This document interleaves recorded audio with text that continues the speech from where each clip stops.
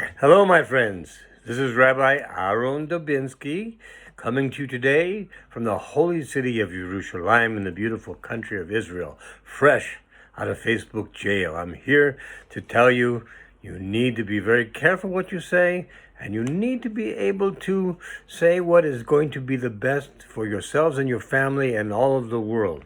Now, as I've told you before, the book of Devarim, the last book of the Torah, is basically a summation. It's ever since Moses took the people out of Egypt, this happened, we went there, we went here, we went this, we went that. But this summation is extremely important. Why repeat it if it's not important?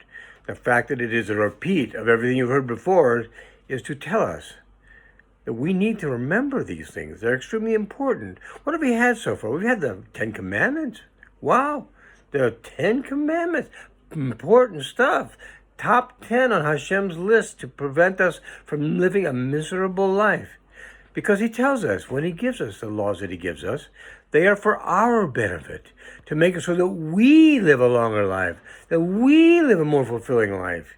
You know, one of the most sad things about people who get to an old age in life, they ask them what they regret most. And they regret most not what they did, but what they didn't do. Because sometimes you look back and you think to yourselves, I should have done that. I should have done that. I should have done that. Well, you can't should have done anything because the time has passed. You can't should have, would have, or could have done anything.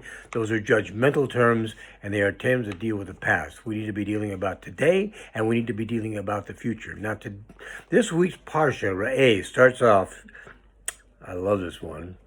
So, see, I present you today a blessing and a curse. Now, this is not the first time this has happened. This is the second time. And the first time, Hashem says, he follows that up with, choose the blessing. Well, let me ask you something. Does one really need to be told, choose the blessing, which of course means you don't choose the curse? I mean, this is a pretty simple thing to decide, right? Choose the blessing, don't choose the curse. Choose the blessing, don't choose the curse. Pretty simple stuff, isn't it? Why do we have to be told that? I mean, everybody would choose the blessing, right? Right? Everybody chooses the blessing, right?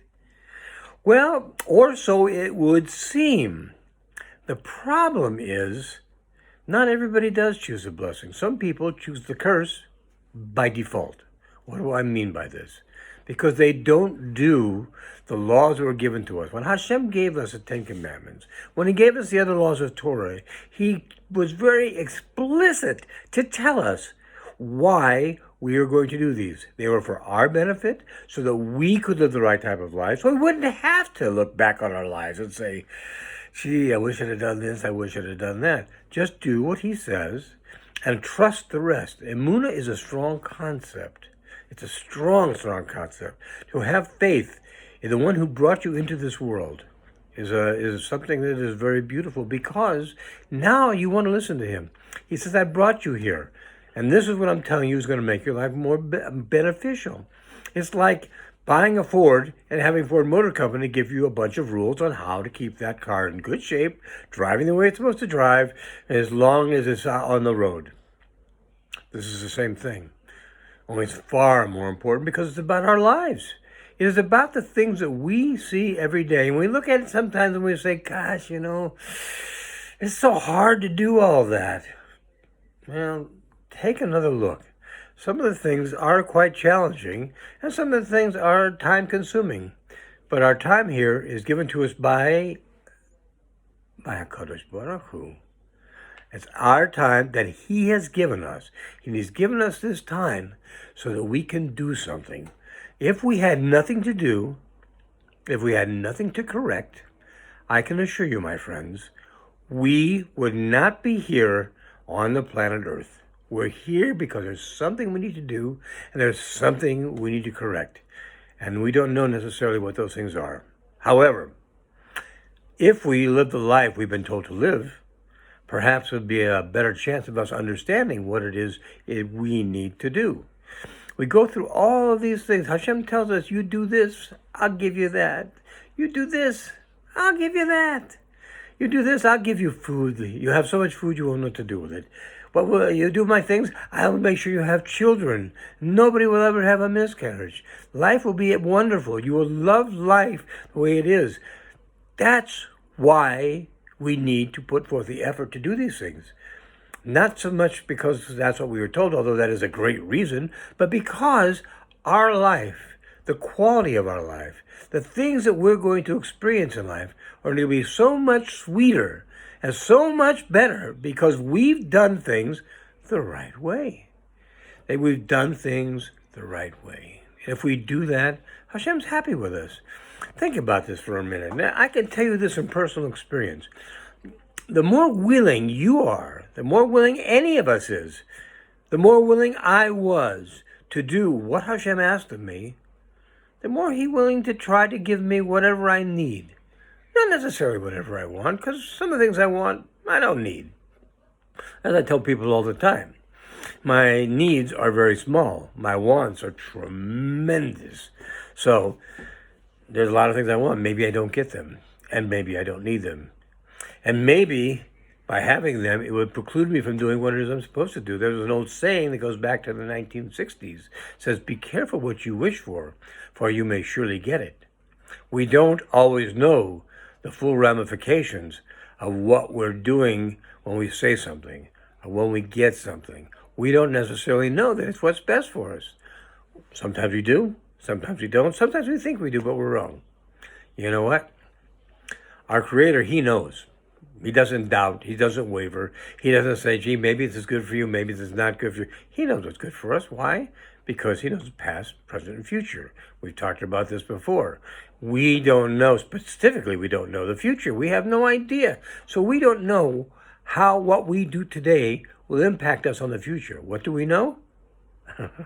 We know that if we do what Hashem says, our future will be much better than if we don't do what it says, because He's more willing to be reasonable with our demands if we're reasonable with His demands. So let's consider that as a tit for tat, but let's not do it for that reason. Let's do it for the reason that we love Him. Why do we love Him? He gave us life. He gave us a family. He gave us our children. He gave us our parents. He gave us our grandchildren. He gave us nieces, nephews, friends, all the people in our life who are so vitally important to us. He gave us all of them, and we need to be thankful for this. So what exactly does He want from us? He'll give us rain, He'll give us food, He'll give us children, He'll give us safety. People will be able to attack us, but they won't be able to overcome us. We'll attack them, and we'll be able to do it easily. These are all pretty good benefits when you look at it. They're all exceptionally good benefits. But what is truly required of us? Well, in Akev, it tells us, it says,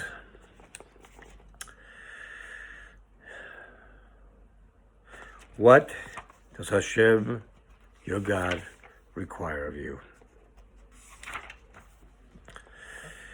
What does Hashem, your God, ask of you?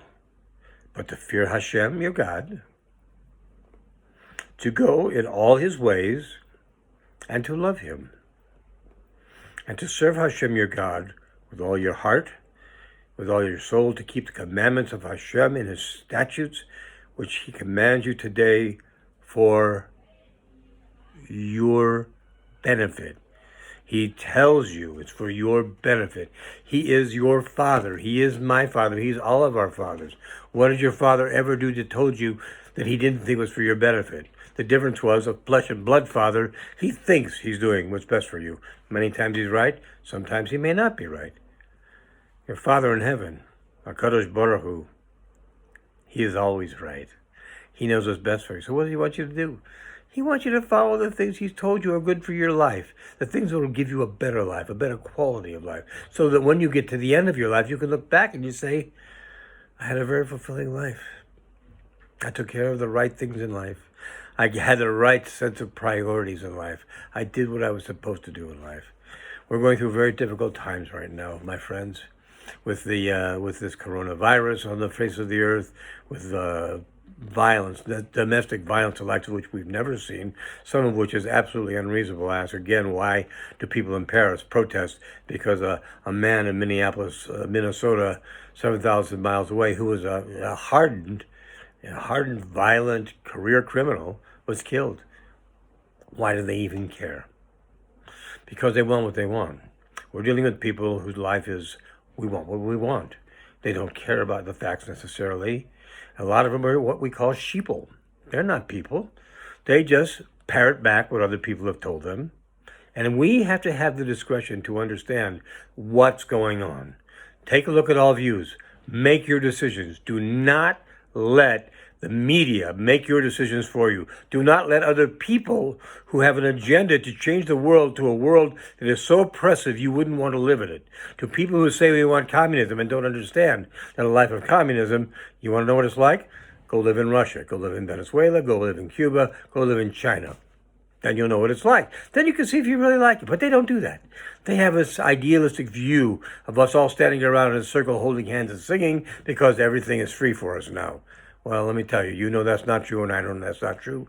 And we know that's not true because somebody has to manufacture. Somebody has to plant, somebody has to grow, somebody has to reap, somebody has to weave, somebody has to do all the things that give us all the things we have in life. And if everybody's holding hands and singing, who's there to do that? And the answer is nobody. So let's be realistic. Let's look at what's going on out there. Let's remember what Hashem put us here for, to grow, to correct. And we need to grow and correct in a way that's going to give us the kind of world that we're supposed to live in. We need to grow and correct our own personal lives. We need to have a personal redemption. And then if all of us, or a great deal of us, get into the personal redemption and get it handled, well, like I've said many times before, we will have the final complete redemption, coming of Mashiach Tzidkenu, the third bit, Hamikdash b'mehera v'yameinu. Be well, my friends. Have a good Shabbos. I repeat my offer to you. I do a lot of counseling. If any of you are off base because of all the things that are going on out there and you need someone to help you counsel through this, call me. Well, don't call me, but send me an email at newlife181818@aol.com. I promise I will get back to you one way or the other. Also, if there's any suggestions you have for what you'd like me to talk about, that's a good place to go as well. Thank you, my friends. I love each and every one of you. You'll have a great Shabbat and a great week ahead. God bless. All the best.